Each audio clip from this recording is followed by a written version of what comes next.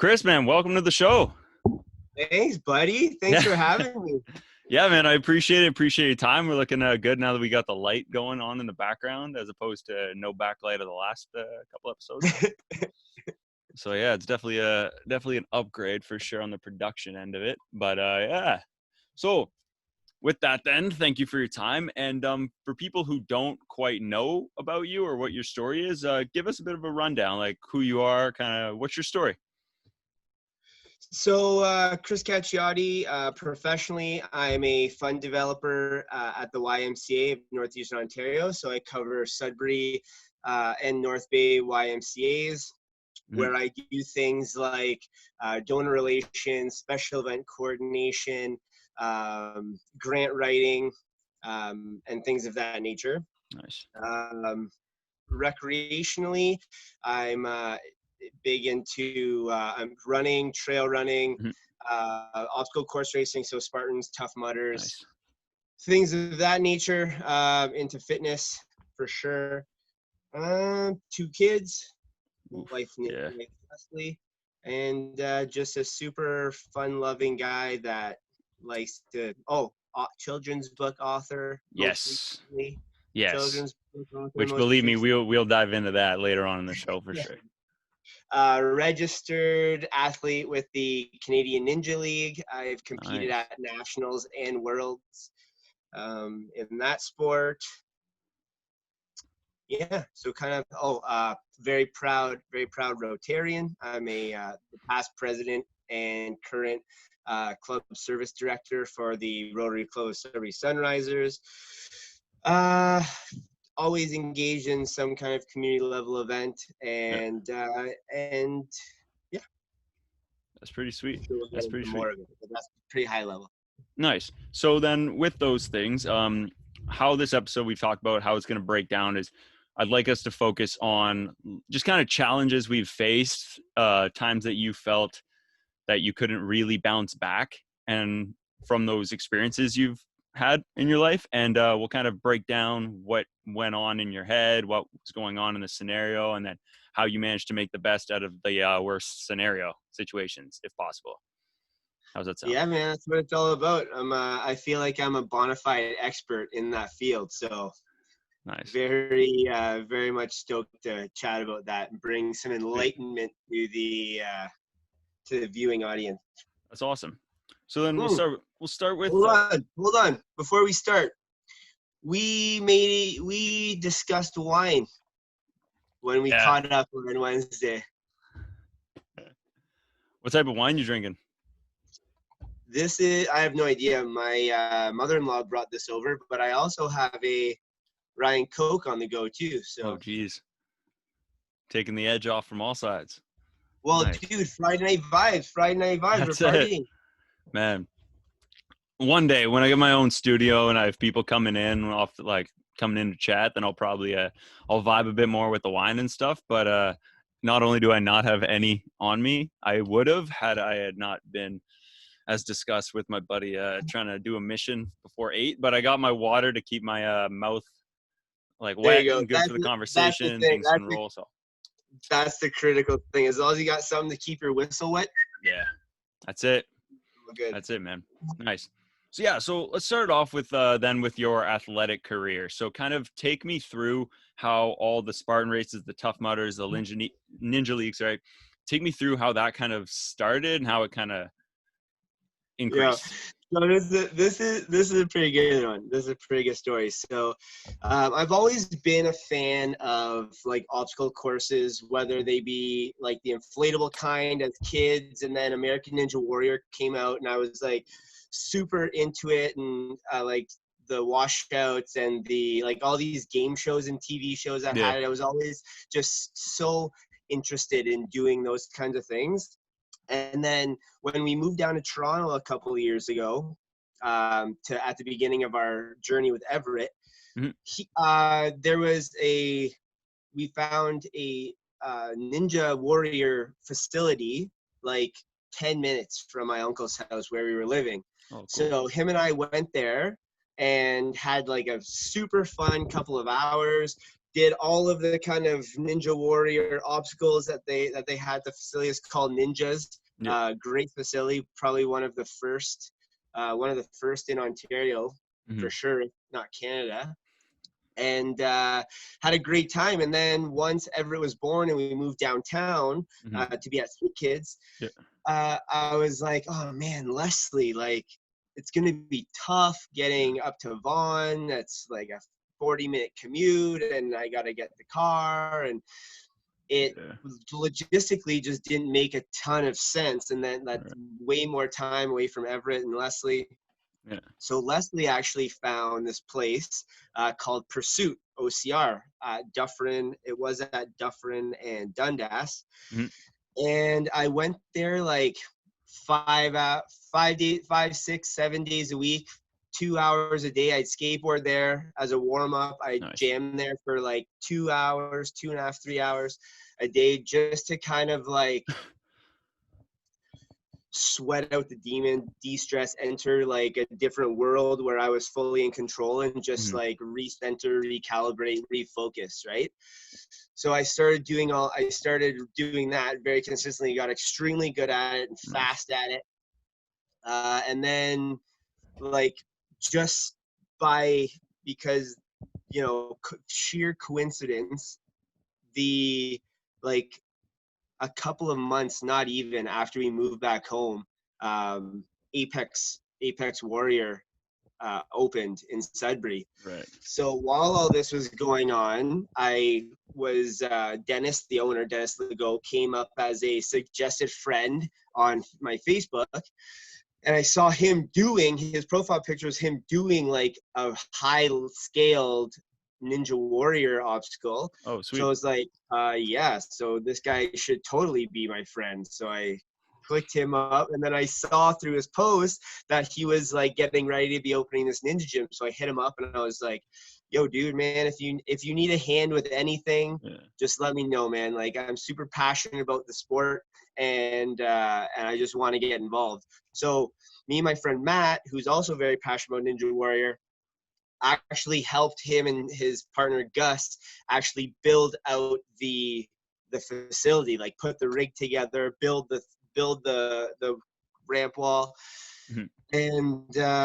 And then that's where I got into the outdoor obstacle course racing. Is Dennis is like a Spartan racer, like hardcore trail runner, and he's who got me like full rip into trail running and Spartan training. Nice. That's pretty cool. Wow. Yeah. And the UNAA stuff, the ninja. Yeah. Nice, man. That's pretty sweet. Yeah. Like I can tell. So because unfortunately due to this pandemic that we're all facing around the world, I have yet to meet you in person. Sort of, though. Like what I mean by that is, and that's kind of how I connected with Connor, is through the Night of Mismatches event. So I was like my You were there? Yeah. You were there? I went with my little brother's friend group, like Cam, who runs Capture. I had to run the slideshow while he did the cameras. So I was like back putting up the slideshows as everyone goes in their little montage videos as you walk out kind of thing. So doing that, I was like, Nice. man, that's pretty cool. So I got to watch everyone go and then throw down. So I had a lot of wine. So yeah, it was a pretty good night. So it was pretty cool to watch you guys do your thing. Yeah, so you saw me come out victorious. Yeah, I did, man. Yeah, that was sick. You're all flipping and stuff around the cage, around the ring. And I was like, oh man. No, it was wild. Dennis, never forget. I know you're gonna see this. You do a round two? Yeah, Connor and I were just talking about that. Very, very good chance that we get brought back to reprise our role, because the cool thing about that is that since Dennis and I are such good friends, we were able to really go all out on each other, because we knew all love at the end of the day, Yeah, you right? knew Like, there was no awkward boundaries. You're like, I don't know if I do this, he's gonna get mad at me, and right, then he's gonna get back right, at me. It's like, exactly. yeah. So we were actually like, that was like a full tilt battle. Oh, Like, you could tell it was sick. oh yeah, Like it full was tilt. Like, insane. and I didn't want to I wanted to destroy him, and he wanted to destroy me. Like, For sure. it was a battle out there. So Yeah, all in the um, name of it charity. was definitely a good way to open things up. That's Yeah, for sure. yeah, no kidding, man. You guys were dropping like power bombs and stuff. I was like, what's going on here? I was like, is it like, let me know. Let me know the secret. Did you guys plan much of that, or all of it, or none of it, or? So this is how it went down. So it was a full tilt match, Yes. but we had like 5 or 6 things that we wanted to incorporate. Oh, you had a So few spots for sure. it was like we're gonna go, and then you go to kick me, and I'll flip you backwards, right? And then it's like, so we had a couple of big Yeah. things that we wanted to put in for entertainment value, like the flips and the slams and Yeah. all Those are that sick. stuff. So Yeah. we knew that we wanted to get it in there, but the full thing was a real match. Nice. That's pretty sweet. I like that. I like that a lot. It looked pretty like because I was like, it looks like it could be scripted, but it looks too like it doesn't look like wrestling. Like, when WWE does their like it looks like really staged, but your Yeah. guys' episodes didn't. And it kind of like I was like, okay, they definitely got spots in there. Like they definitely talked about stuff, but I don't know because they're landing pretty good. I was like, they're landing like safely. Like, oh, Right. sick. Man, I can't get over that. But yeah, a second round, like a second event like that would be pretty sweet. I think for the community, especially. Yeah, maybe even like a full tilt like an Apex Royal Rumble, where we have like 8 people in there trying to like smash on each other. Yeah, that'd be pretty sweet. It'd be interesting to see how you kind of like make it different, but similar. And like when I was talking to Connor about the event as well, he said something along those lines. Like you want to make something that people will want to go towards doing, like want to see, but you have to play in the fine lines of what's like professional entertainment. Does that make Right. sense? Or it's like Right. you can't be too stupid and do all these crazy things because people will want to watch it, but it kind of takes a damper on what you're actually doing at the end of the night. Like it's all for charity, like it's to be a cool community event that you don't see every day, So trying to make it Right. unique without it putting a damper on anyone's reputation. So yeah, that's what I felt. And I think he did. I think he did that perfectly. I think it 100%. was the event itself, like everything about it was executed like so well and on point. And I think that year 2 can only be up, man. To build on that momentum, and the way Yeah. that they're gonna the amount of footage and content that was captured that night will be like, they'll do wonders with that to like promote the next one, and 100%. like there's just gonna be a snowball effect for Yeah. sure. So And that'd be pretty cool to that's see. gonna be cool. Yeah, absolutely, man. Absolutely. So I'm curious. We talked a bit on Wednesday about now we'll dive into the minutia of what we're going to talk about today. But it's what are some Don't challenges? downplay it by saying minutia. Minutia is a cool word that I've heard in a sentence The like a details. couple.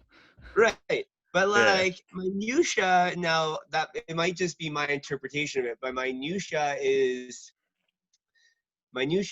seems like it has almost like an insignificance, like a insignificant quality Interesting. to it. What do you think? Interesting. I What do you think think? so. I've heard it, the only times I've ever heard it in a sentence, they used it and then somebody said, "What is that?" And they're like, basically it means details. And Yeah, that's the small, precise, or trivial details of something. okay. Yeah. Okay. So See, it's that's where trivial.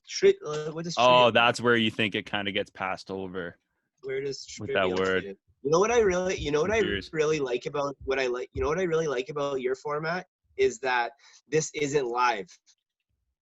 So like we Nope. can jam and search stuff up, and man, I feel like it has such a different like level of jam to it, because like you and Mhm. I can literally like I might let a swear or two fly, and like Yeah. we can look stuff up and of little look trivial, of little value or importance. So trivial takes away the significance, but the first three words were pretty like serious. Trivial, because trivial is one of the keywords. Small, precise, or trivial. So I think that's why I got an insignificance vibe. The Mm. minutia of everyday life used in the sentence. Yeah, I find, to your point, what's cool when it's not live is you can also, like, not only can I edit this whole part out where we like go into it, but I'll probably keep it in. But there's Right, because it's cool, right? yeah, there's no I'm a weird pressure nerd because we're for not that. I love. live. You don't see a number of how many people are watching you right now, and then that number gets in your head because it's what Tim Ferriss calls vanity metrics, and all the vanity metrics that go on are kind of get stuck in people's heads, and then it removes you from thinking of your total goal at the end. Like my end goal is enough that if I get 50 views on a show versus 400, it's not the end of my world. It doesn't ruin my day. It's not like, oh, because I used to be obsessed with the vanity metrics, and now it's the impact I try to make. And it's like, okay, the goal is clear. This is the direction we're taking.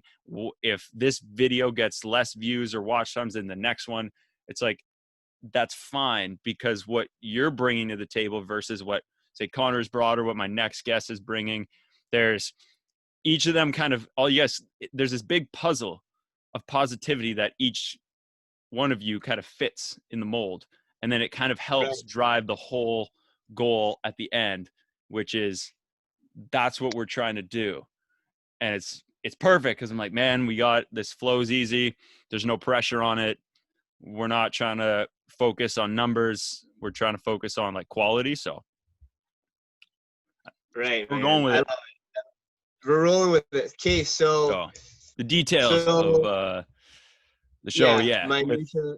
Yeah. Don't. So now that we've Googled this and we understand, don't sell yourself short by saying minutia. okay, Call it like, not even nitty gritty, but call it like the meat and potatoes. okay, we're gonna break down and get to the meat and potatoes of Yo. how you deal with being in the rut or the worst case scenario, or dealing with something that feels like the world might be caving in or like the world's against you and nothing's working out, and how do you come out of that and make the best of a literal worst situation you could be in.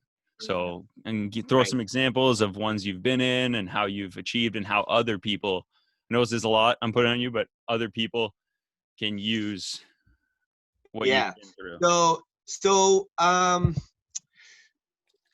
So there has been, throughout my life, there's been actually several very, very impactful times where negative situations have been thrust upon me. So I want to caveat all this by saying that I, in no way, shape, or form, I, in every single way, shape, and form, lived a fairly to very privileged childhood. Right, I grew up in the upper middle class, you would say. Um, had amazing parents, a good group of friends, but there were several times in my life where I really did go through some pretty hardcore stuff, dating all the way back to when I was a kid. So when I was 7, I was in grade 2. So like 6 or 7, I was diagnosed with Legg-Perthes disease, Mm. where the ball in my hip joint disintegrated, and I had to wear these like Forrest Gump style leg braces.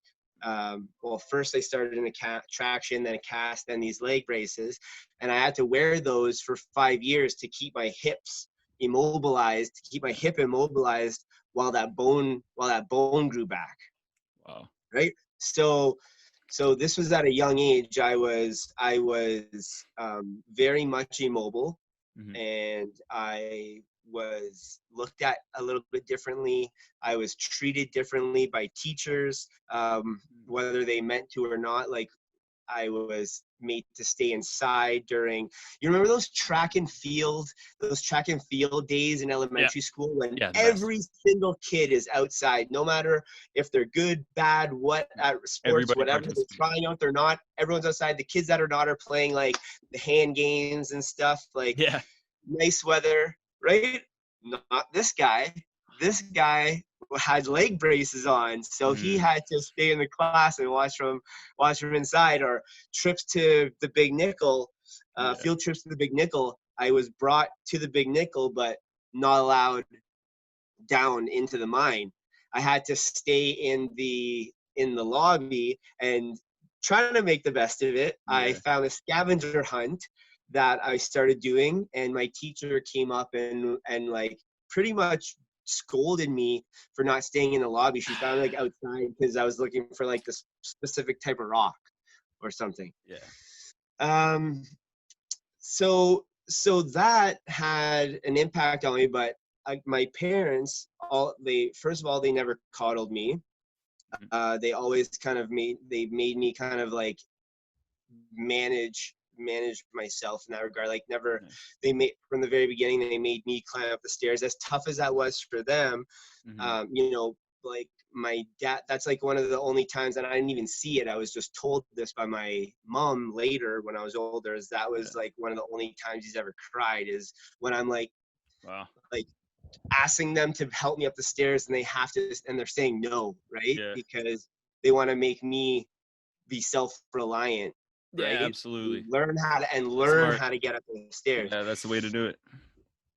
Um, and my mom just said, she's like, she drove it in all the time. She's like, you know what, Kris, there's going to be some people out there that like say things or to you that you don't like, or that are mean, or people that you don't like, but you just gotta like deal with that and just keep going on your own path. So Yeah. that was a first phase.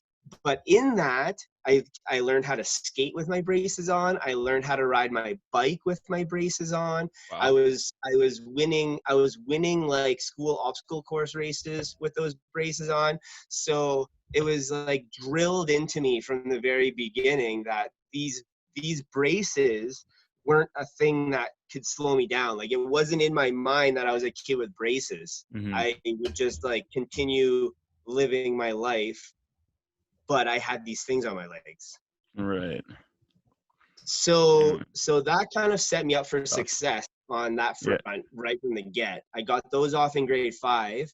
And then I had a great run.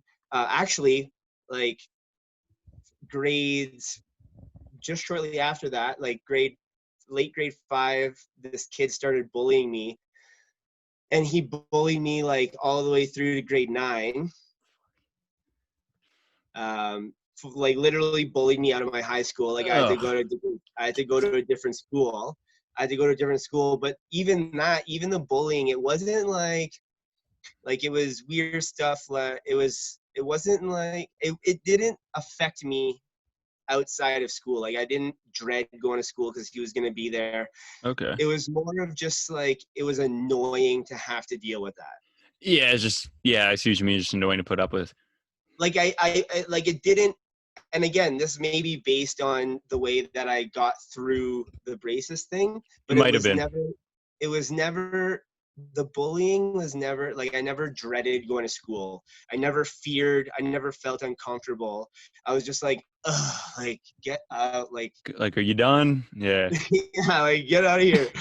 Right. So grade Nice. 9, it got to a Yeah. point. It got to a point where I just like, you know what? Like I'm done with this guy. I'm just gonna move schools, Yeah. and then he can't bother me anymore. Hmm.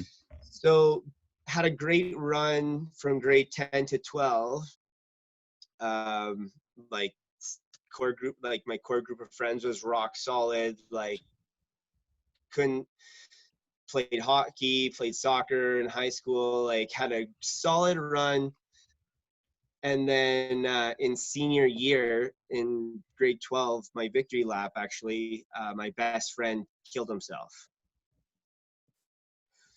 Wow. Yeah, What was that like? Brendan, yeah, it was effing terrible. Yeah. He suffered from a little bit of depression for the last like 6 months. He was just Mm, kind of held up in his basement, couldn't really find any motivation yeah. to do anything, to leave the house. Like we went over there to see him on spares. We invited him out. Actually, the night before he died, we invited him out to go watch a Lockerbie hockey game, and I was gonna have some people over after, Nice. and he, to no avail. He stayed home. We went to the game. We came to my house after, had some drinks, and I was awoken by my mom in the morning with the news that he had died. Wow. Excuse me. So that was super rattling.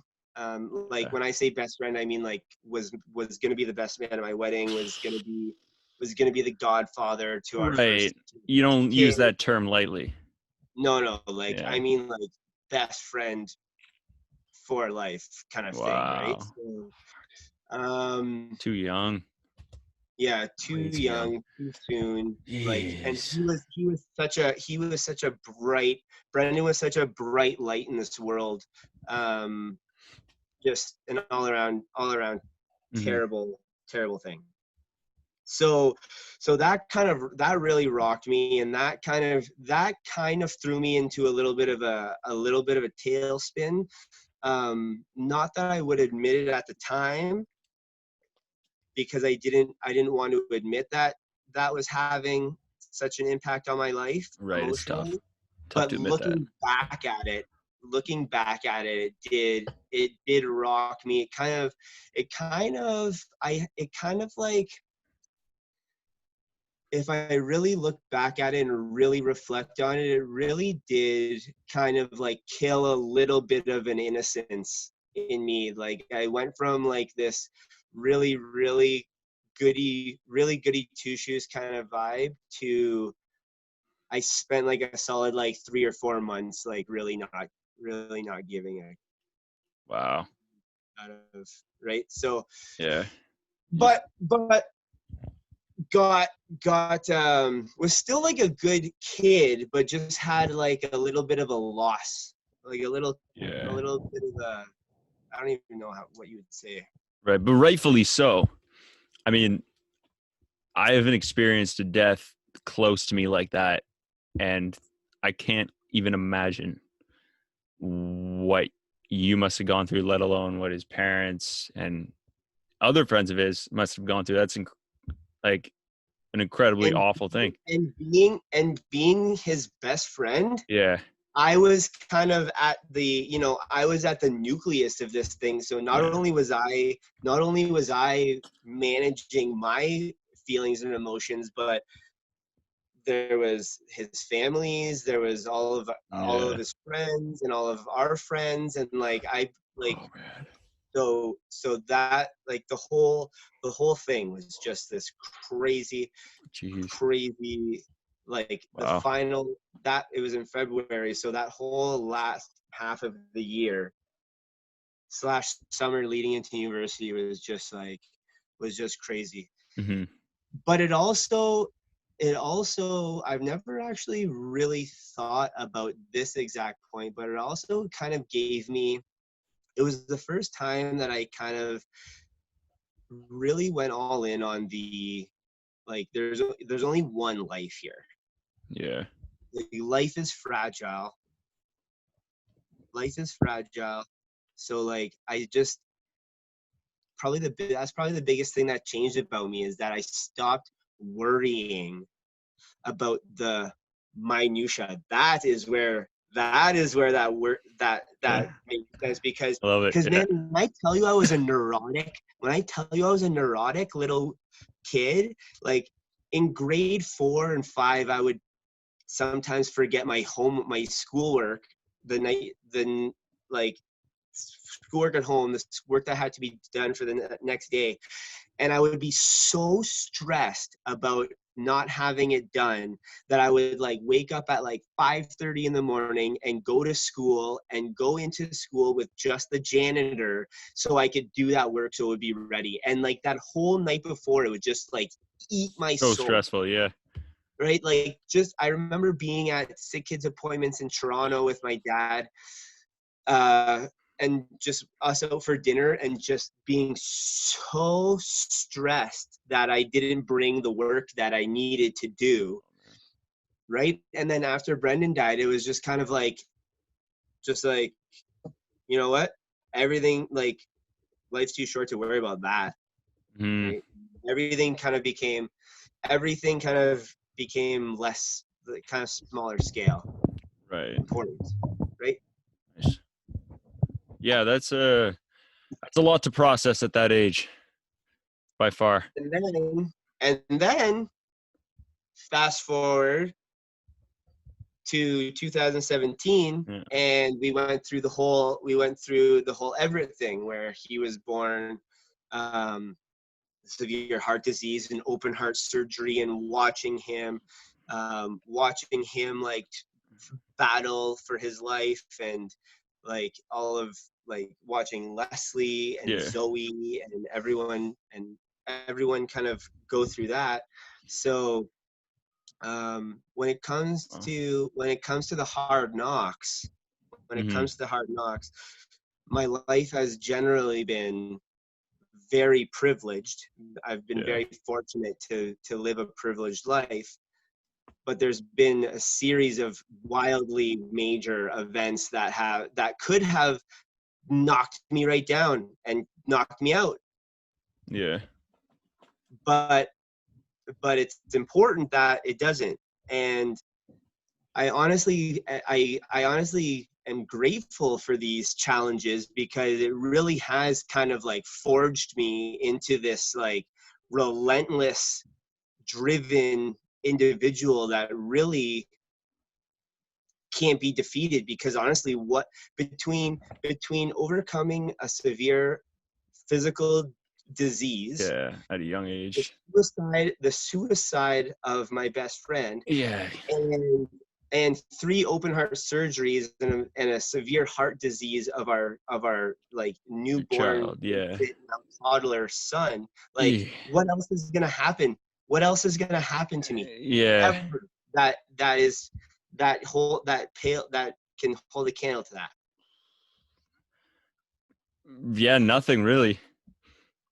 I'm Like, invincible, bro. I'm invincible. I love it. Dude. So what would you kind of tell yourself when you be in those, like, in the trenches, going through, whether it be the worst part of the Everett experience or the worst part of like rock bottom in those examples you gave? What would you tell yourself to dig out of the hole?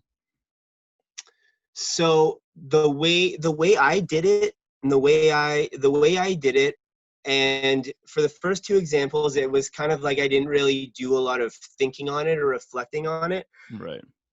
But as I reflect on my experience with Everett, the way that I managed my emotions, and was literally to just have was literally to have blind faith. I had a blind faith and a blind optimism that everything was going to be all right in the end. And that's how I kept myself kind of guided with that North Star, is like, everything is going to be great. So all Mm, you have to do is just manage the day to day on things that are like new advancements that we're getting, new information, right. like his progress. All we have to do is manage that, because he is going to be fine. Right. And that doesn't that I'm very aware that there are flaws with that, Mm-hmm.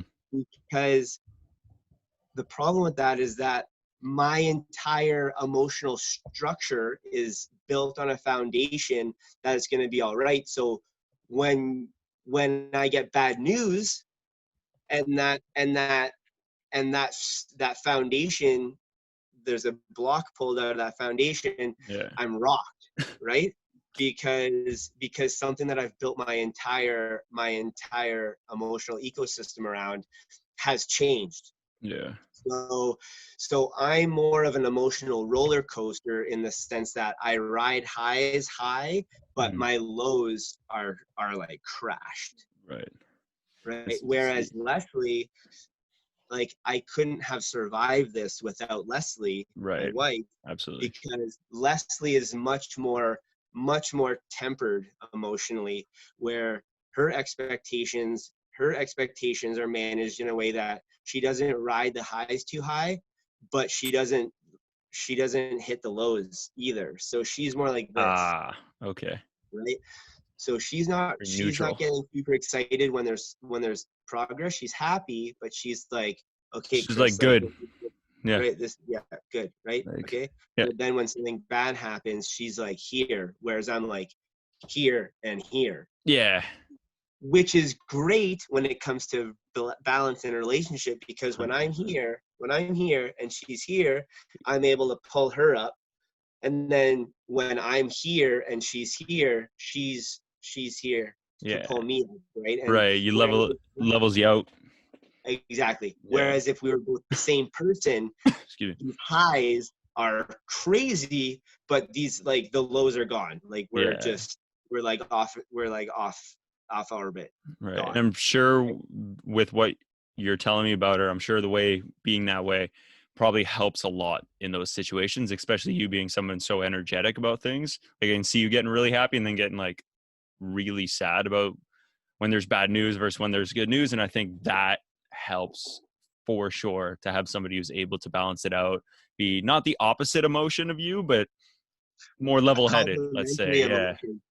Because, dude, I actually said this really articulately the other day for the first time, and I was like, I talked about, I forget who I was talking with, but we were talking about Leslie and mine and my relationship, Nice. and and I likened it to like a gravitational force, right? Okay, cool. Keeping me in orbit, Mhm. because similarly to these crazy highs and lows are like with my enthusiasm can sometimes get a little bit too much, so much so that I kind of like really go a little too far in one direction or another. And without Leslie being there to be that kind of like tempered, balanced, kind of high vision kind of person, Mhm. like I'd go off orbit all over the Right. place.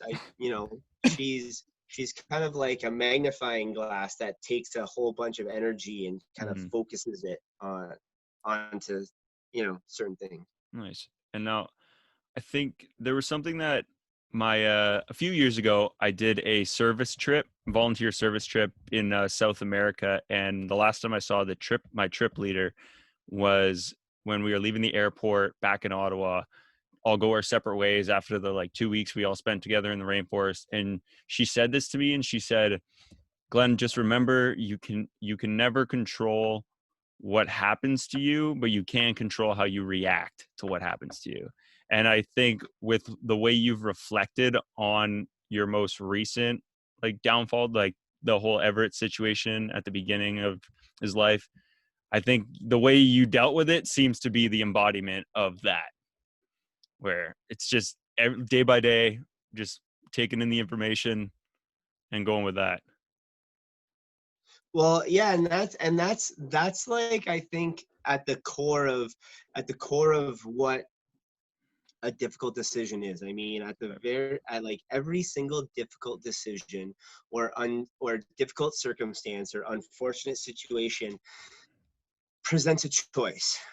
It presents a choice, right? And as humans, we have the choice to either take that unfortunate situation and use it as an excuse to kind of shut down and self-pity and kind of crumble, right? Mm, Or we can use the difficult situation as an opportunity to look at yourself and really push through it and learn about yourself and grow as a human and actually come out better on the other side. Right. The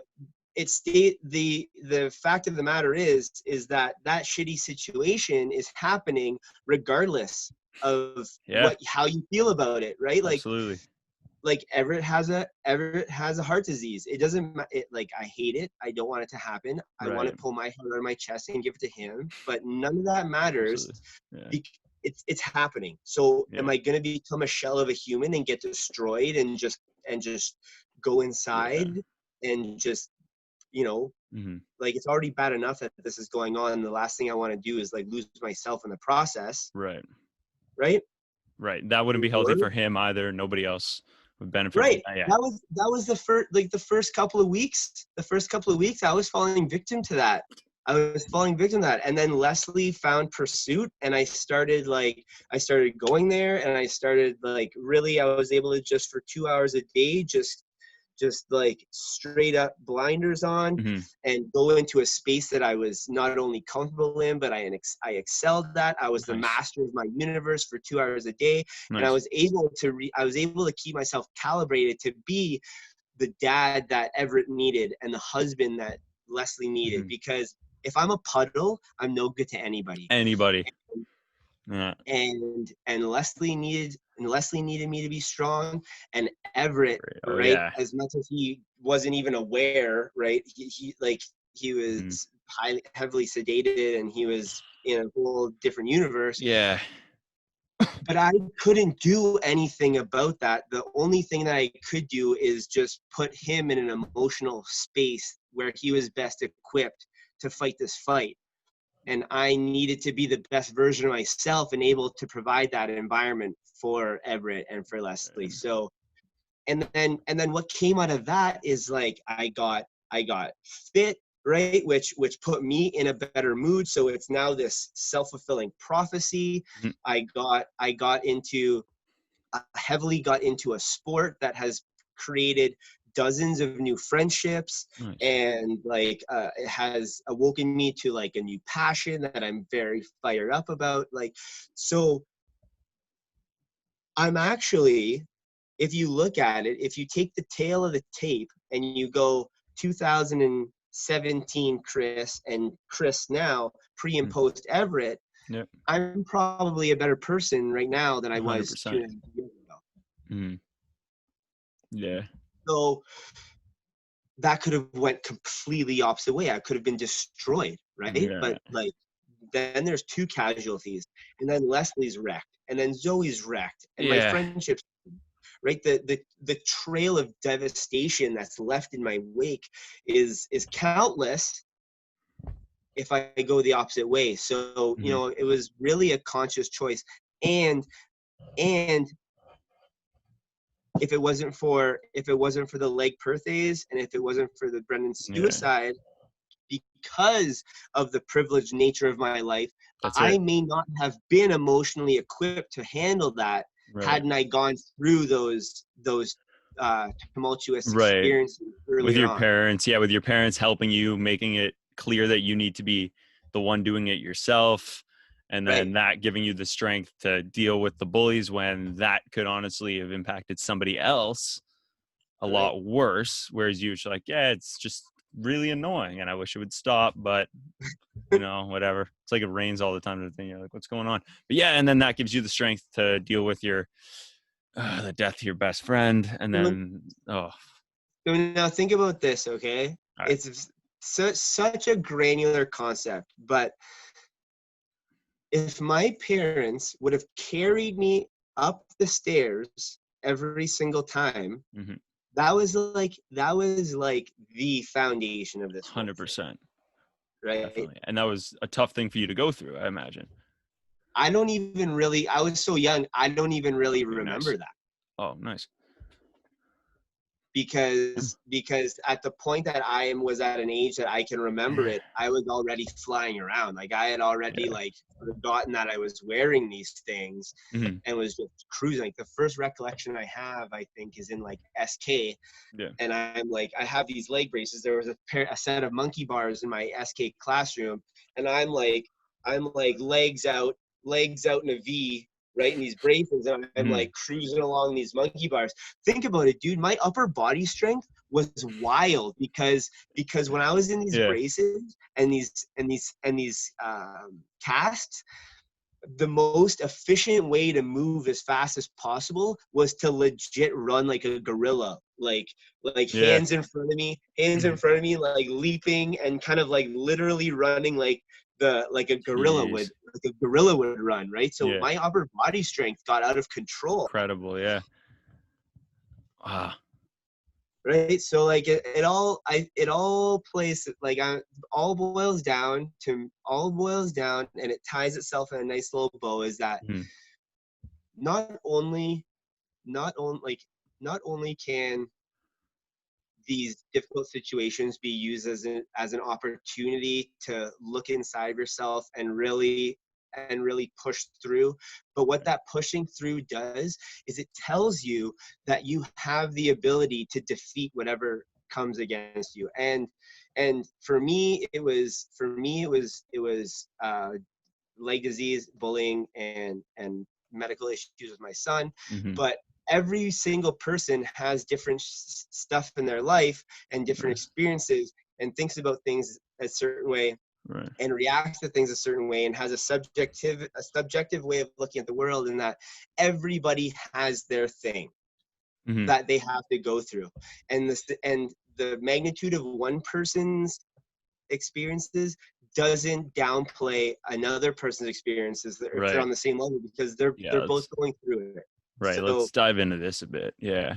it's a general sense of, if you're going through something terrible, if you defeat that thing, then you're stronger the next time, and then you're Right. stronger the next time, and you're stronger the next time, until the point where you're literally impenetrable because you've gone through it, and you gain this ability to look at things in a certain way that allow you to better cope and manage these Right. difficult processes as they come. 100%. Now, how important is it to reflect on these moments that occur? So I am admittedly terrible at self-reflection. Yeah. Um, like actually really bad. I spend approximately zero time looking back. Right.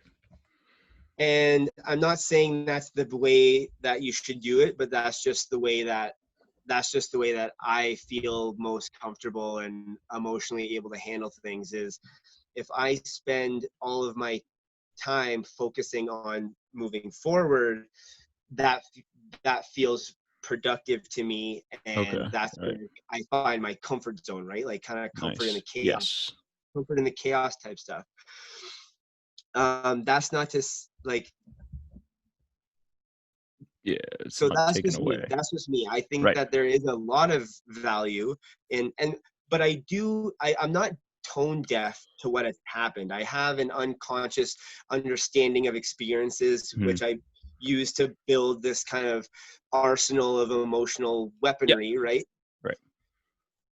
But actually consciously self-reflecting, and I use conversations like this to do, like, a lot of my self-reflection comes through conversation Mhm. like this and with other people, because it forces me to self-reflect, because Right. I'm communicating with someone on a subject. So Mhm. I've actually thought of things and actually reflected on points in this conversation that you and I have had right now that Well, I haven't thought of before. right. You just talk it So, out when the which moment is comes up. me, which is a crazy thought, Yeah. Yeah, it right? is. But the value of self-reflection is huge. I mean, like, for obvious reasons, for you to look back and see the way that you maybe communicated with someone or the way you did something and how that can be improved and lessons learned. And Mm-hmm. right. So self-reflection is a big piece. I don't do it consciously, but I think I do it unconsciously, Mm-hmm. and kind of build build on that kind of subconscious level. Right. Okay. If that even answers your question. Yeah, it does. Absolutely. Now, let's if we dive into that a bit more, not so much reflection, but you mentioned I think you mentioned your wife found a pursuit, and it was along that conversation line where we were getting into where you mentioned something about going to like a comfortable place, and you ended at like 2 hours, right? What was your outlet for that situation so that you could come back to earth, be yourself, and then deal with the present situation instead of getting outside your head? Do you remember? Yeah, I remember it deeply. It's forever ingrained in the fabric of my existence, and one Nice. of the reasons why I was able to get through that whole situation.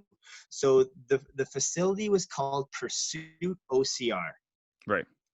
and it's this fantasy land obstacle course facility. Like, you go in Yeah. there, there's black lights, there's fluorescent colors, there's art all over the place. It's a Hmm. creatives wonderland, right? And it's Cool. this obstacle course Yeah. facility. So not as much Ninja Warrior obstacles like you would see on the show, Yeah. but more like it was all built out of wood and this massive thing, and rope nets and Cool.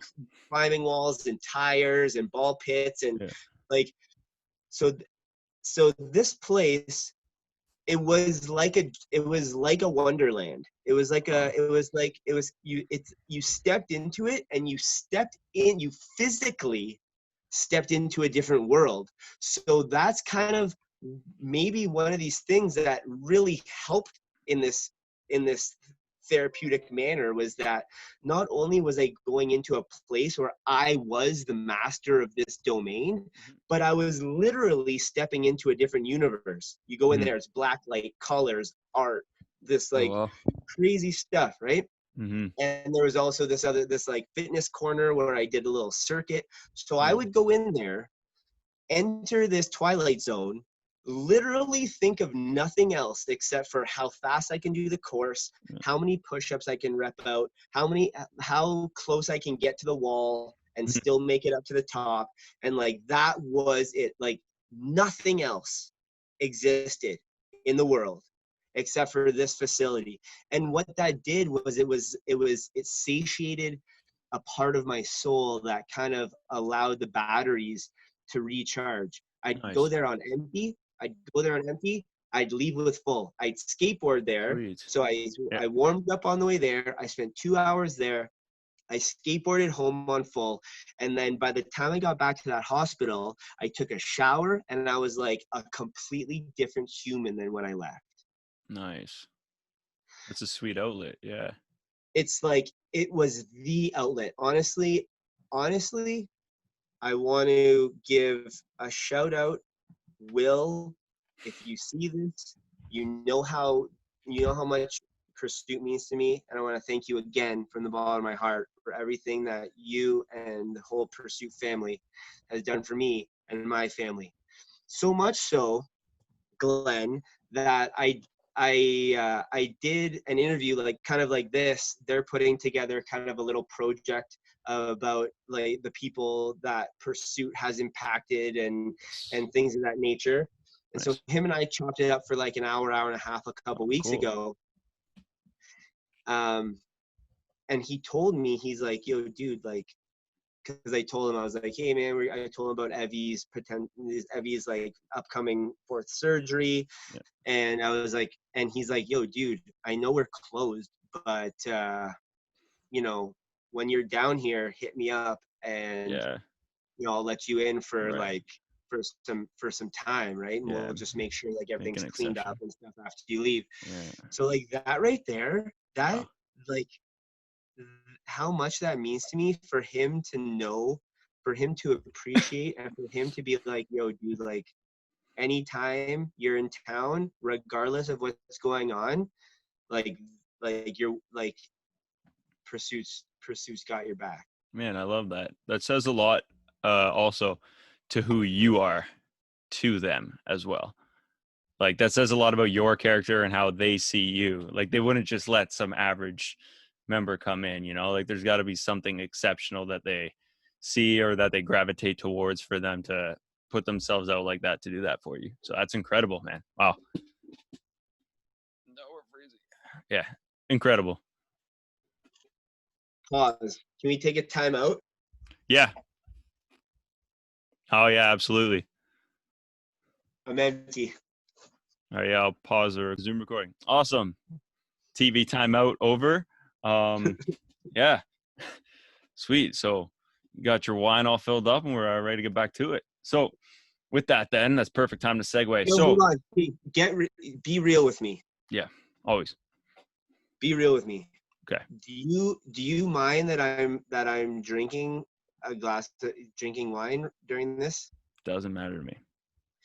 Because I've seen some like hardcore people like take offense to someone like drinking a coffee or something.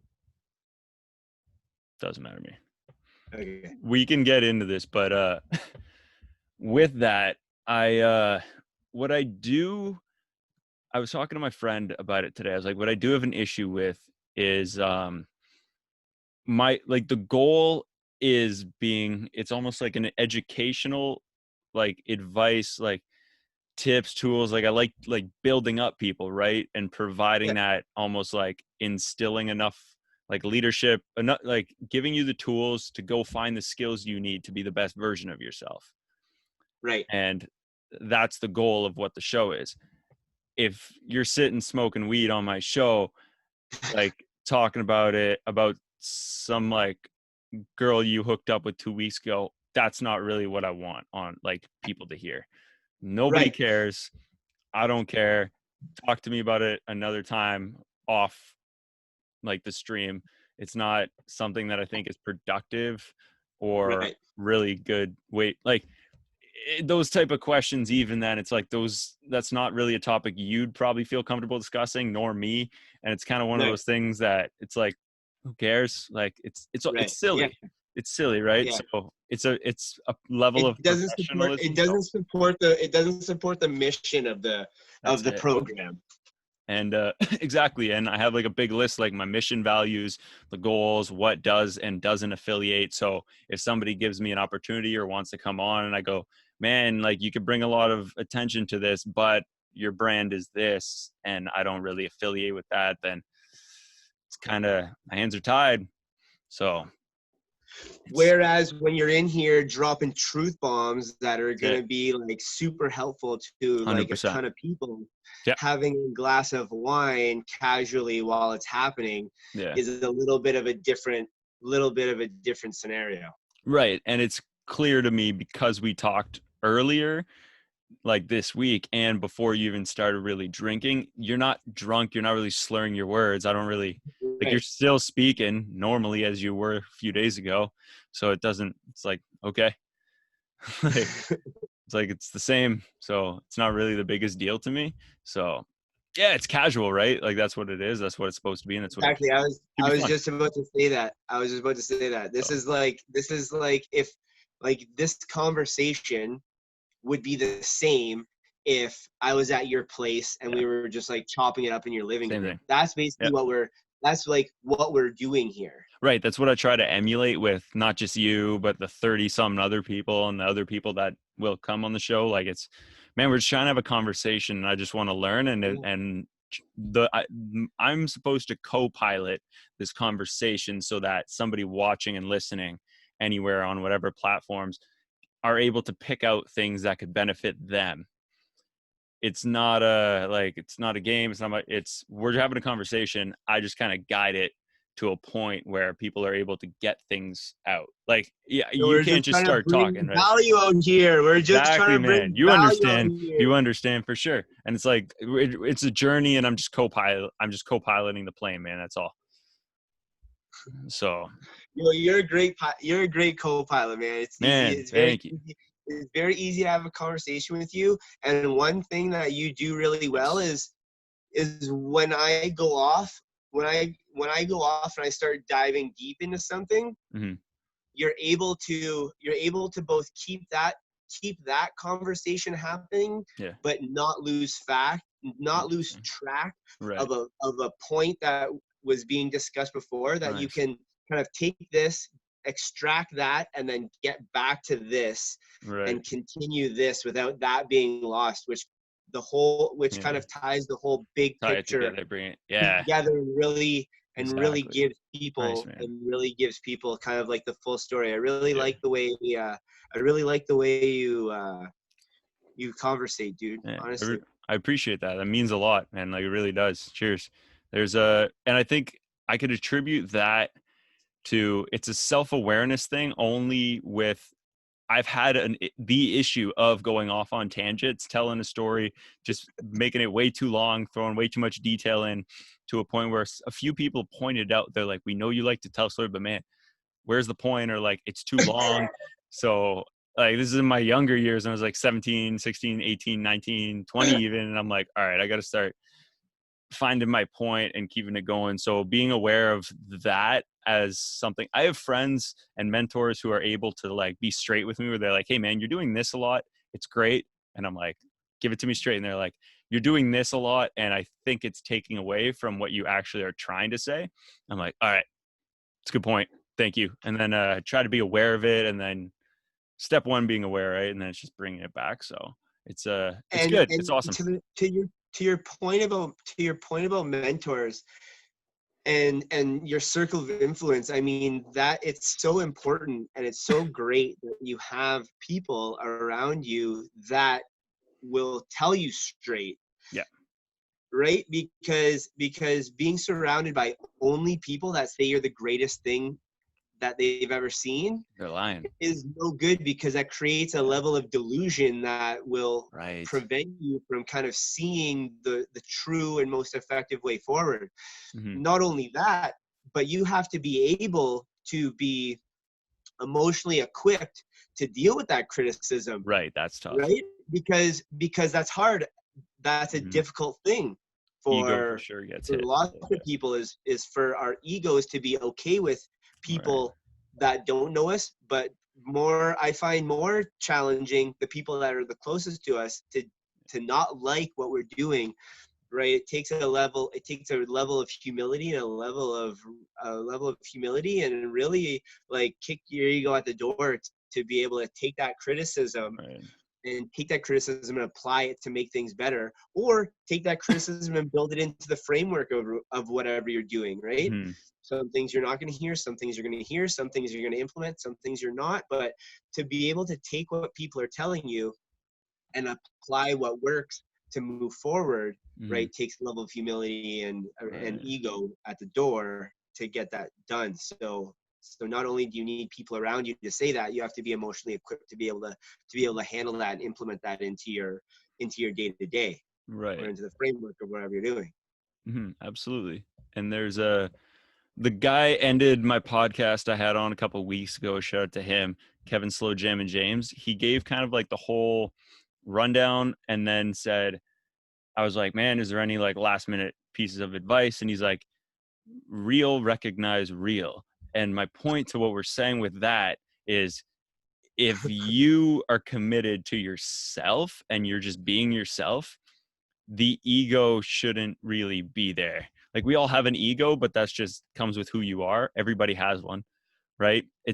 It's what drives us to get up in the morning, drives us to get more money, drives us to have more things, like more money, more things, more like places to go, experiences to have. And when mentors recognize that you're trying to improve yourself, it's a lot easier for them to be, hey, I got to deliver some advice to you that will really help you out.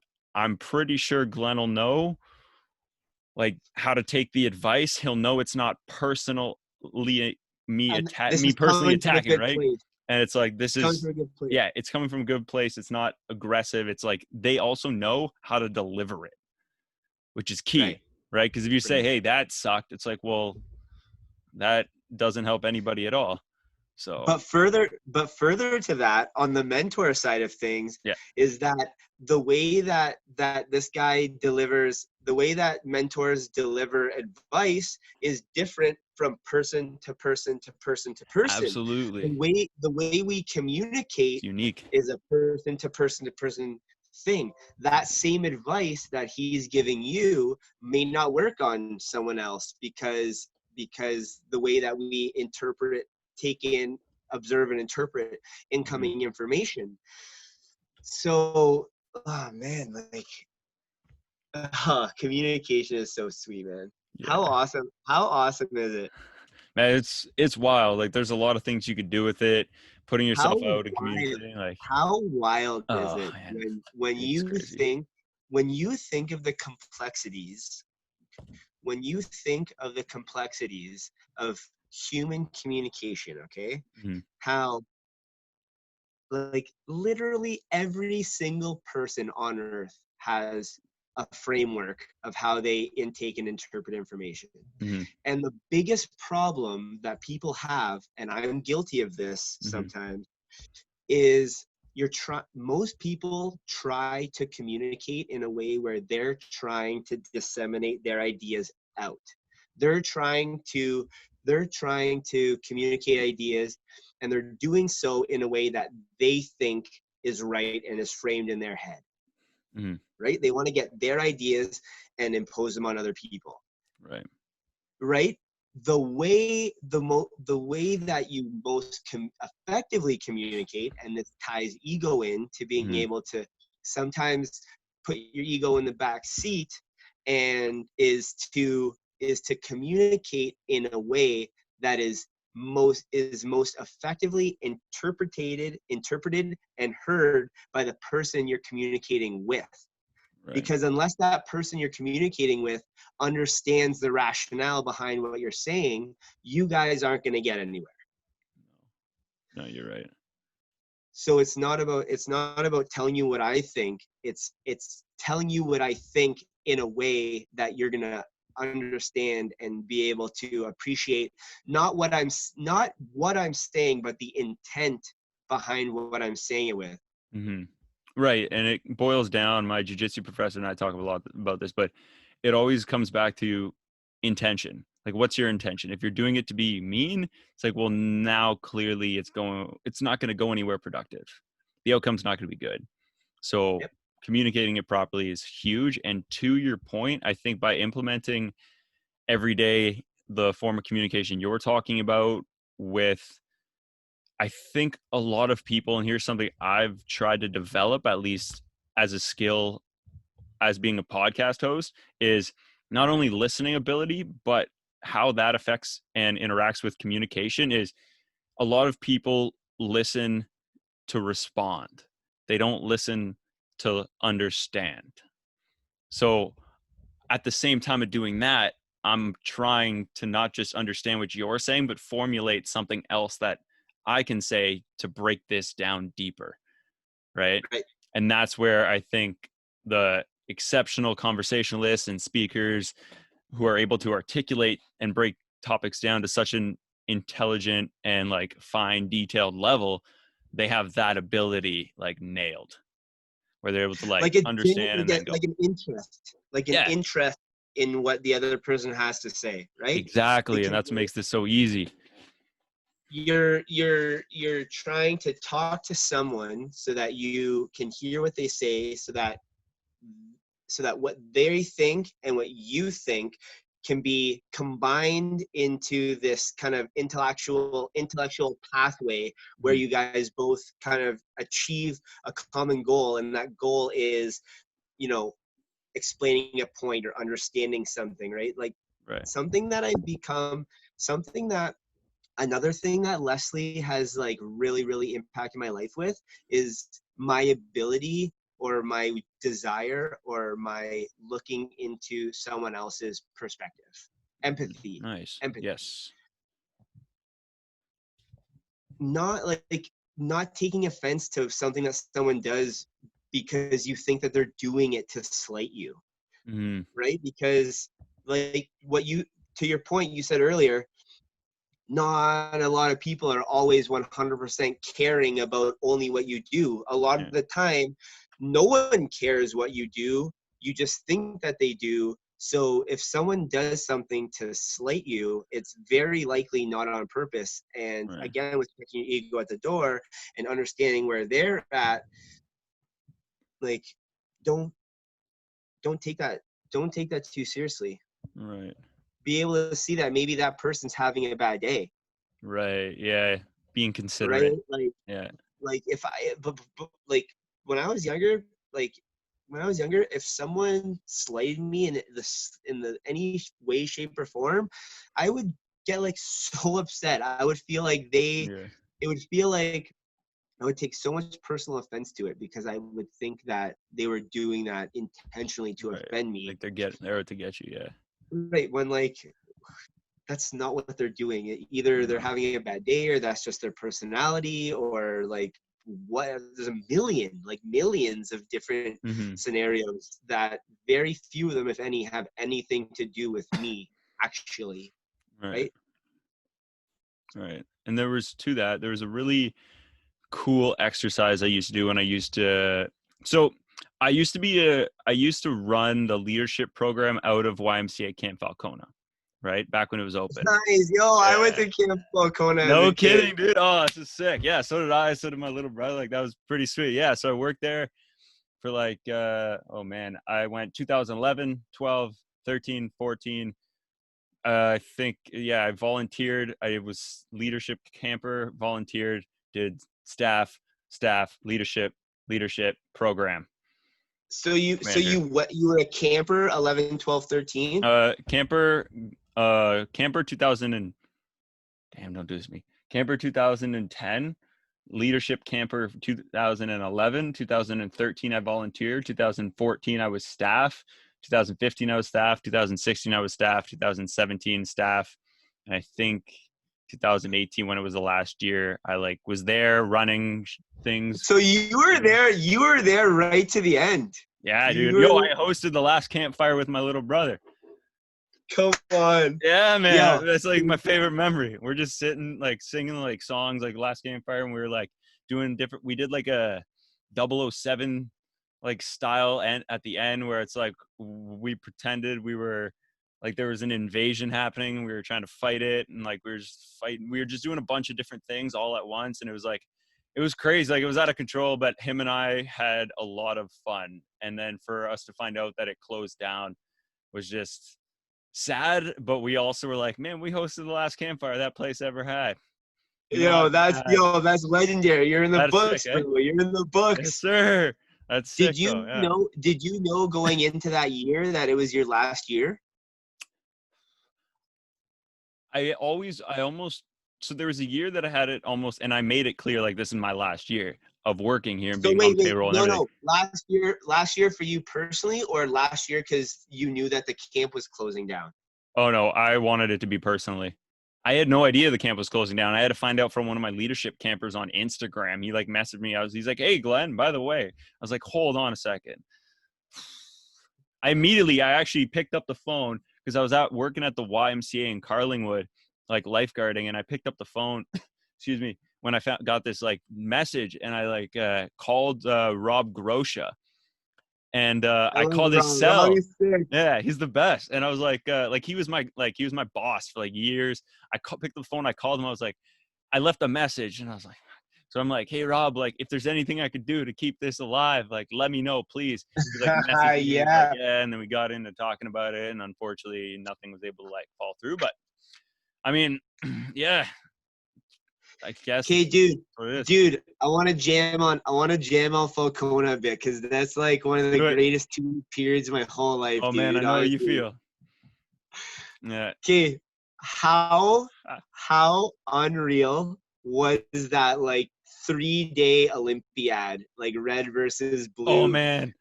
Oh man, the things The I've red done versus blue in front of Olympiad, dude. Like kids, like the I things I've like done for people in that week, the things I do for points, bro. Oh my God. Like I did, man, what was it? I ate an entire watermelon in this watermelon eating contest. They cut the top and I ate it, but it was no hand. So and then it got to a point where I couldn't put my face deeper. So I was biting the rimes and spitting those out and chewing Oh it. no, I bro. ended up winning, man. I was like, we did this one where like you chug a pitcher of milk, but it's water, like one of the pitcher things, right? And is it come back? Yeah, good. It's come back. And I drink the pitcher of water, run around the dining hall, drink it again, and then tag off my partner. And when they do their round and come back, first team to win, like finish wins. Like crazy.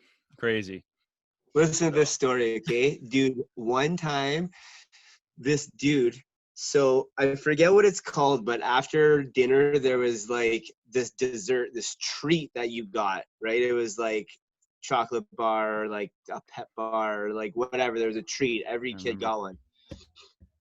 But if you got caught doing something or you were bad or something, that you lost your right to that dessert that night. Oh, damn. So this kid, right? This kid falsifies this story about me that I threw that I threw like a water bottle in the bush. Yeah. So the counselor rolls up to me. He's like, Kris, you lost your dessert for tonight. Like blah blah blah. Told me that you threw a water bottle in the bush. I'm like, I did no such thing. Like there is no way that I threw my water bottle in the bush.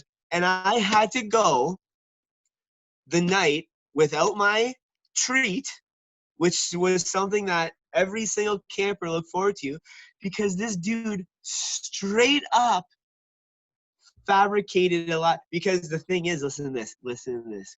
Listen to this. This is not going to make you feel good.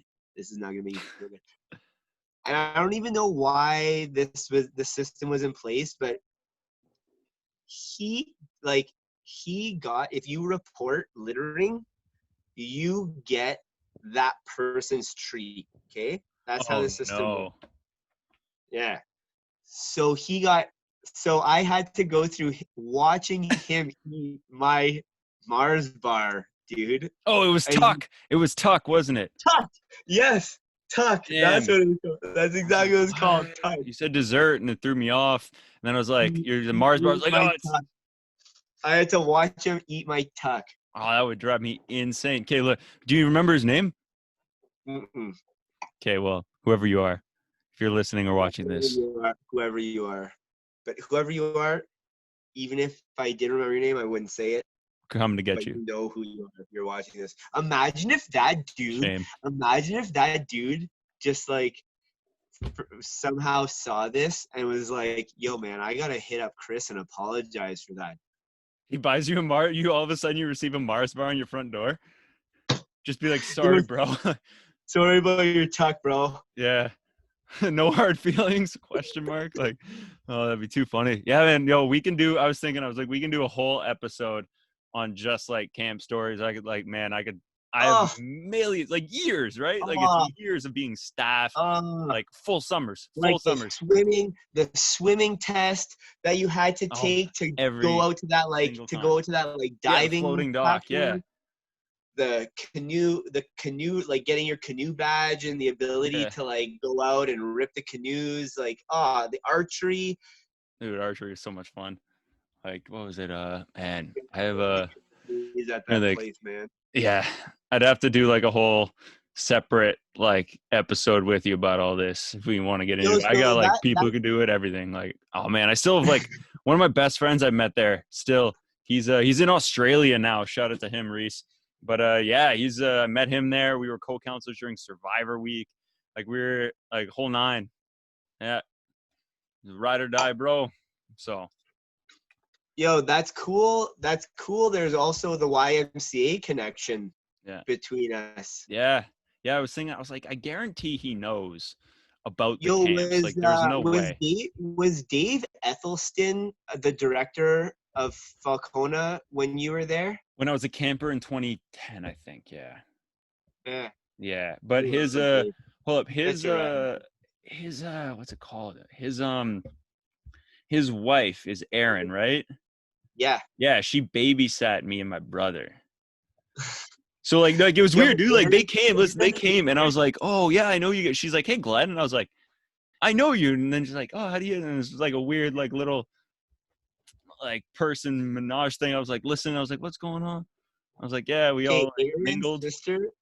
Aaron's sister, Caitlin, was my wife's maid of honor. Wow.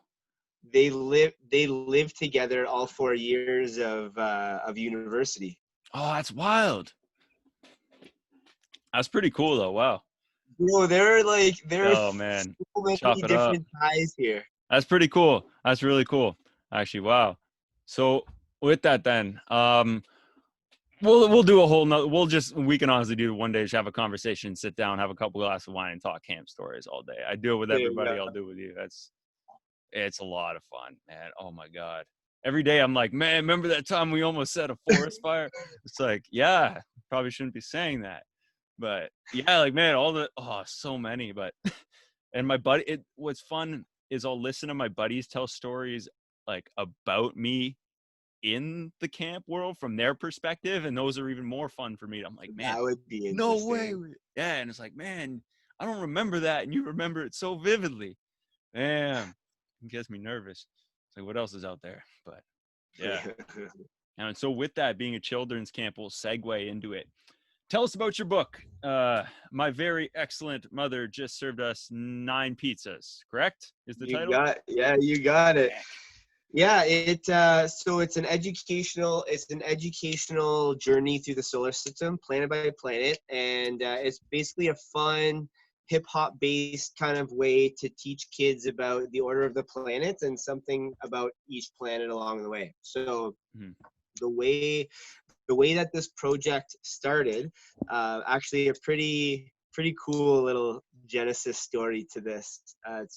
It's a fun little story. Is that my friend Corey Guibault and I, we wanted to get this educational musical YouTube channel for kids off the ground, to kind of like if Magic School Bus and School of Rock had a baby, Oh, right? cool.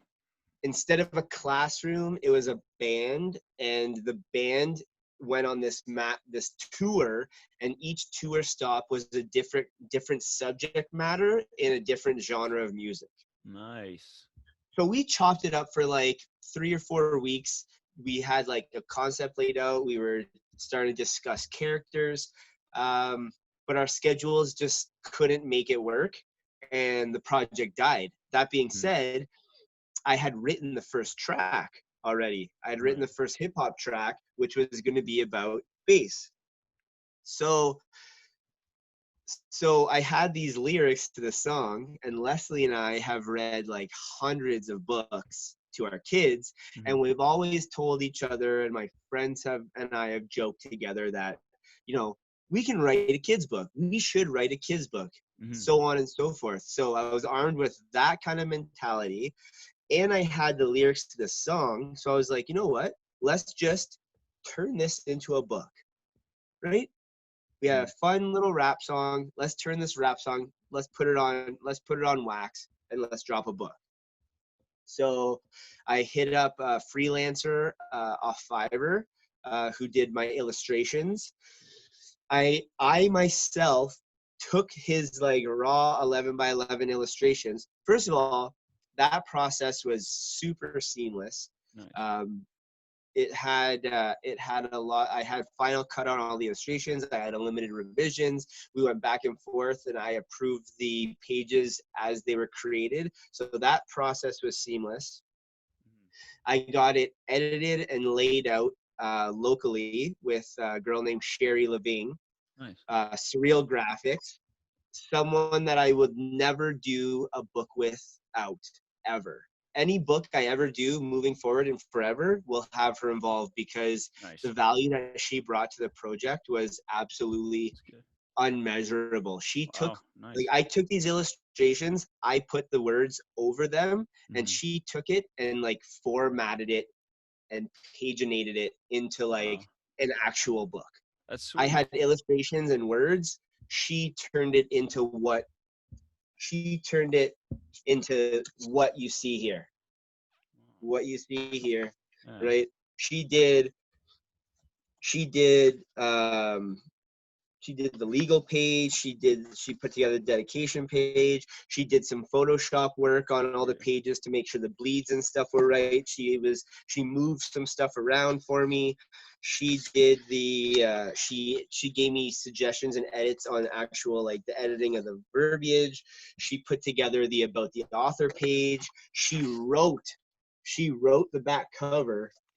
And then she produced all the high quality images, Nice. and was the liaison with the printer, with copy also Nice. local, Yeah. to actually bring it to fruition. Nice. So that process was crazy, and 100% self-published. I Nice. did a pre-sale round to fund the first print, Nice. which was cool. Forever in my heart, there are 170 pre-sale books, and forever from the bottom of my heart, I will always, always, always have the deepest level of gratitude for those 170 people, because, well, not 170 people, because a lot of them ordered multiple books. Yeah. But those people were the basis of, those people were the kind of groundswell for this whole thing, because without them, I wouldn't have had the money for that first print. So I literally used the money from the pre-sale. I had people I did Pure Country. I did there was an article in the Celebrity Star. I did an article with CTV News. And there were because of that, there were people, strangers, that didn't know me from the hole in the ground, except for what they saw in that publication, that were literally hitting me up, sending me money, e-transferring me money, right? Yeah. And I would take their order, database it, and then once the books came, fulfill them. Nice. And that was crazy to me, and that was a little bit of a tap on the shoulder and be like, you know what, Kris, you're doing something right, because just having a book for sale wouldn't justify that level of trust. Like, you have to be putting out some pretty seriously good vibes for an absolute stranger to be like, here's $50. Yeah. It goes back to what I was saying earlier, where it's like why buddy opened up the gym for you whenever you're downtown or down in the area. It attributes to who you are, right? Your character alone. Like, that's what sells the book. They're buying into the brand that is you, and then they get to enjoy this piece that you've created. And you know what I did for each and every customer? Each and every customer, not only the first 170, but every single one, I am building an element of surprise and delight into the entire brand of what this book, not only this book, but the entire Rose Heart brand is. That's why you have every single book has, look at that page. That's wild. Look at that page, right? So in the first print, the first 500 copies, this page was blank, and I wrote all of this, handwritten. Okay? But that took a minute a page. When I got to the most efficient, fastest way of doing it, took a minute and 2 seconds. Okay, times 500 books. That's a shade over 8 hours that I spent handwriting in these books.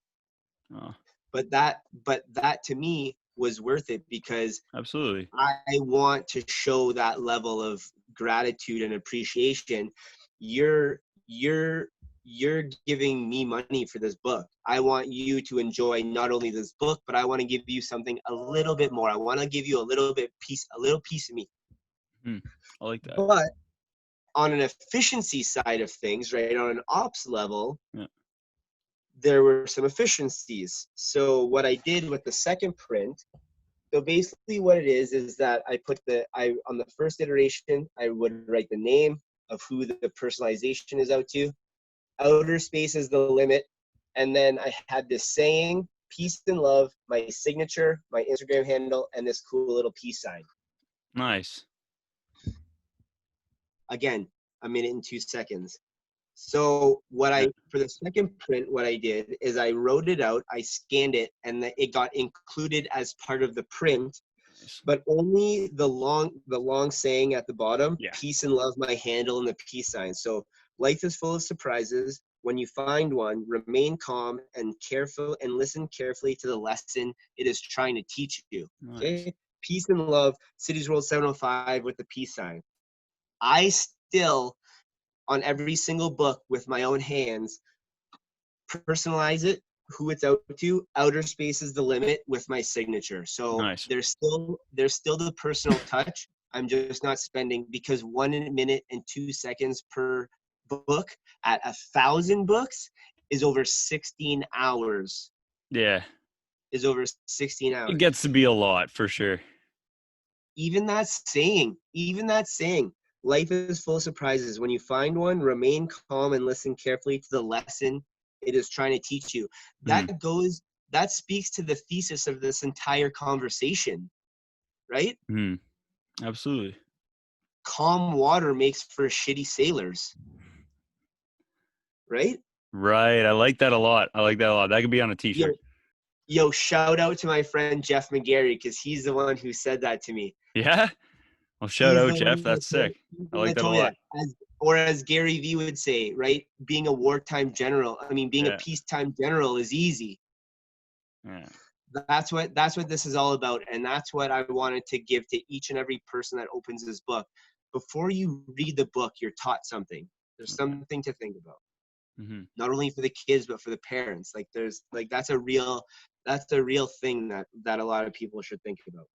Absolutely. That's awesome, man. So now, Eh, question: what inspired you to donate 10% of book sales to sick kids?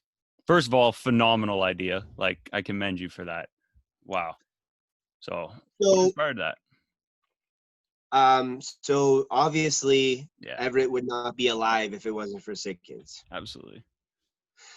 And not with anything ever in my life that I can possibly fathom doing will ever be able to repay what they have done for me. So I am forever in the debt of sick kids.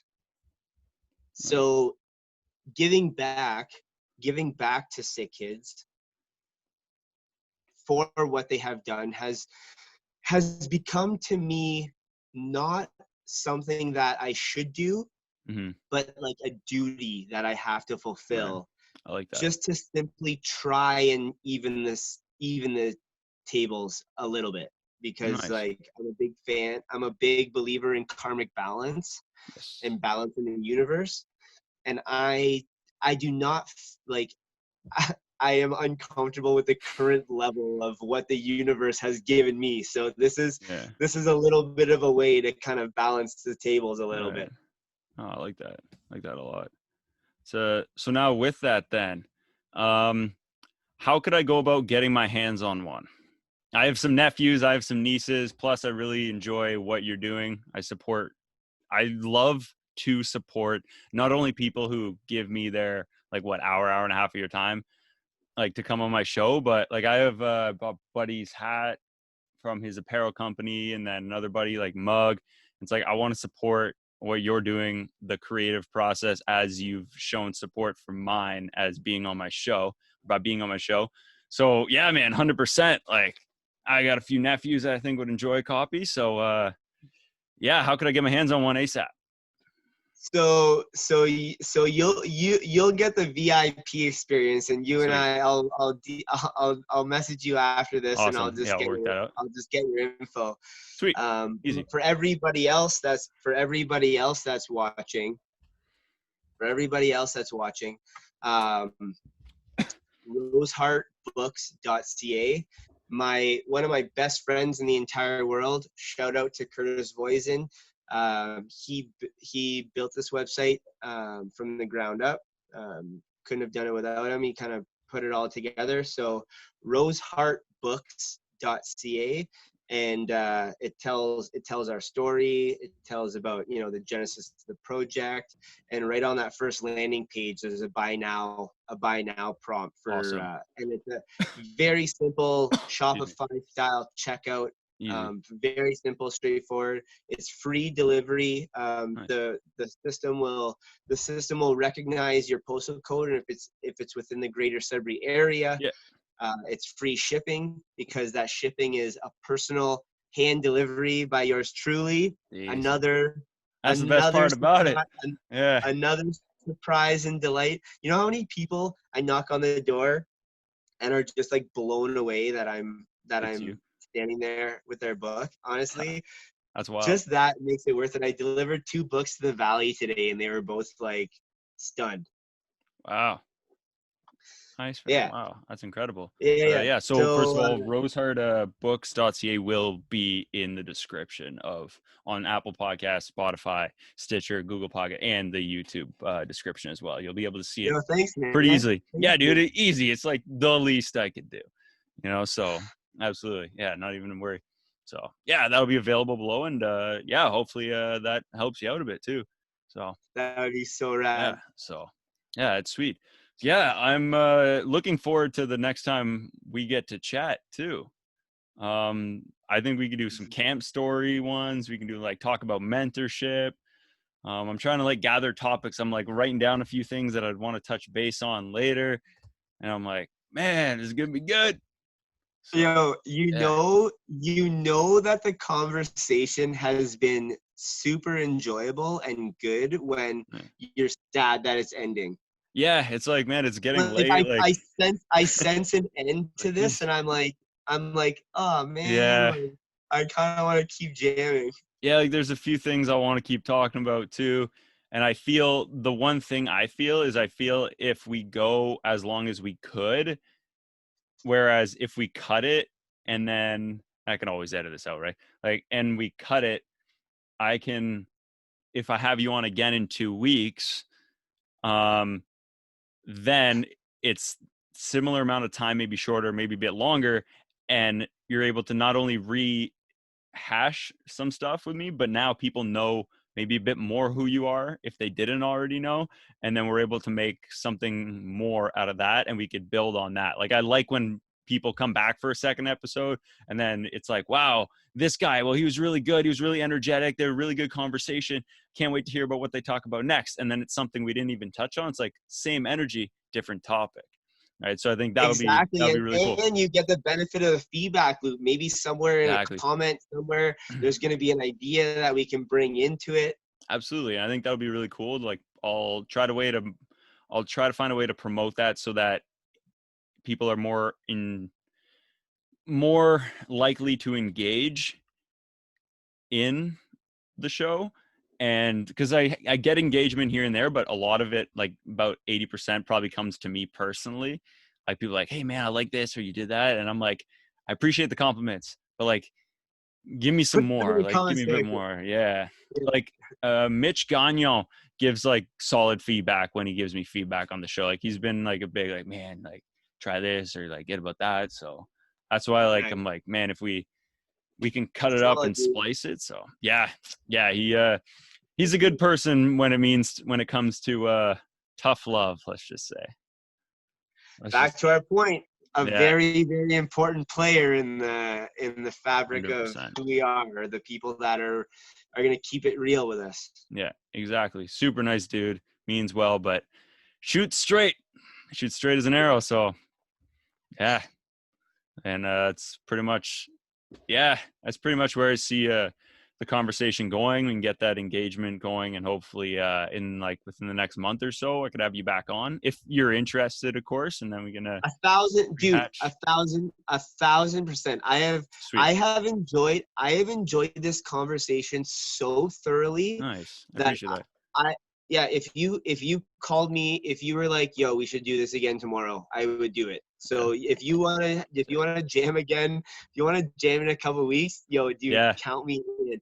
And one thing we should talk about more when we get you on, hopefully like the project is like stemmed a bit further and it's going, but your second book as well. you're writing with somebody in, if I'm correct, it's the US and is it Australia? UK, UK. UK. So, yeah, Ah, yeah. So I knew it I was overseas. am. I just, damn it. We'll give a little bit of a taste, Okay. but we'll talk about this more. This is a really Sweet. cool thing to talk about on the next one Yeah, definitely. because oh man, I wish we could talk about it more now because the video premiere of the video that is being adapted into this book is on June 4th. Okay. But We'll try to yeah, get you on before the, oh no, June 4th. Yeah. Okay. Never mind. yeah, June 4th is like next week. So Yeah. like We can no get you on biggie, my no biggie. Instagram live if you really want to You follow it know up, what? but that's up to you.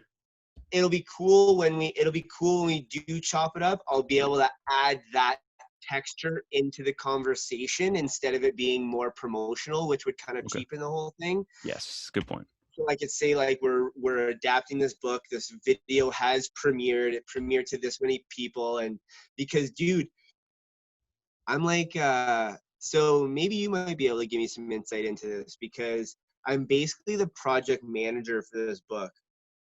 But I don't like the term project manager because it seems a little bit too generic. I'm trying Yeah. to look for something a little bit more like literary specific, like more Mm, literature specific. yeah.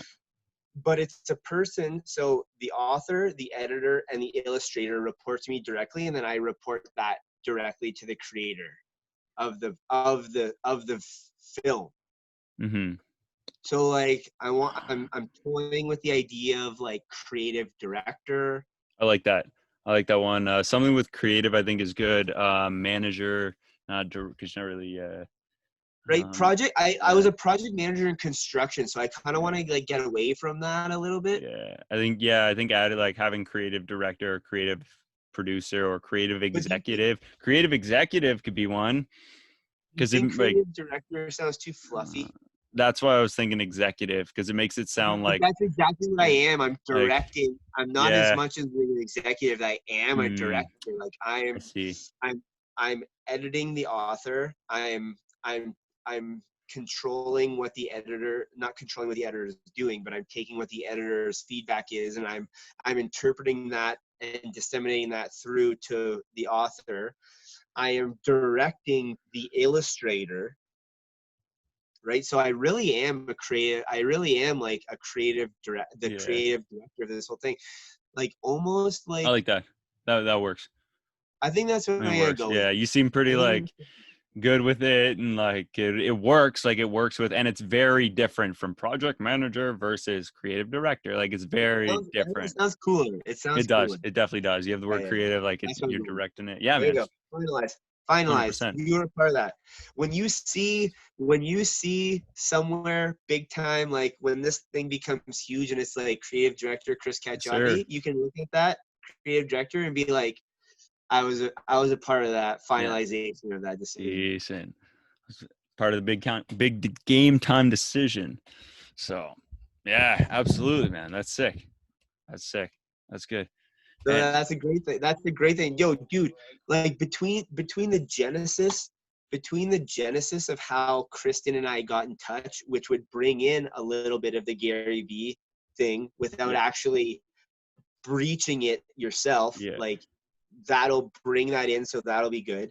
yeah, Between that and the like international collaboration and how fast this thing got off the ground, and by that point how far we'll be with it, and we could talk about the film, and we can talk about like, dude, like that's easily another hour yeah. right there. Oh, for sure. And I think, yeah, I definitely think chopping it up in parts like would be really good. Really good to this way. It's more focused on like we got to what the focus was for this one, but then getting to the Yeah, focus on the other one, I think will be a completely lot more agree. beneficial for both of us than it would Huge. be for like us to drag this out to 11:30 and then people only realistically watch the first half hour. So, Right. you know, 100%. yeah, people 100%. get intimidated when they see how long things are, right? So Dude, that's where it's dude. like, man, some people Well, do, some people don't. lots of people do. I used to be like, if like a couple of years ago, if there was something that was like longer than like, well, not a couple years ago, but when video first started popping, like if it was more than like 2.5 minutes, I was out, right? Yeah. But True. I've gotten more kind of now I've gotten a little bit more into the long form content, and I'm watching Mm-hmm. like 2.5 hour interviews. Like I am